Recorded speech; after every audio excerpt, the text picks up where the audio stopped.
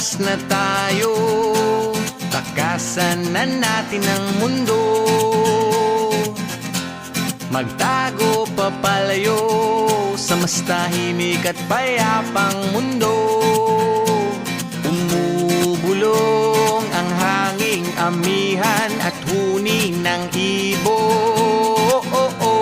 Dumudulog at tinatawag na tayo ng bundok.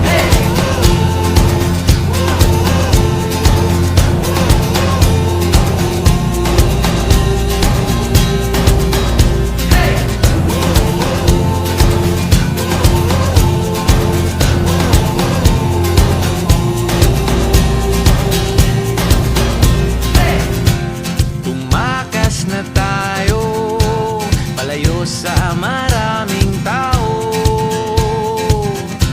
Tumiwalay at magtago sa maingay at malabong mundo.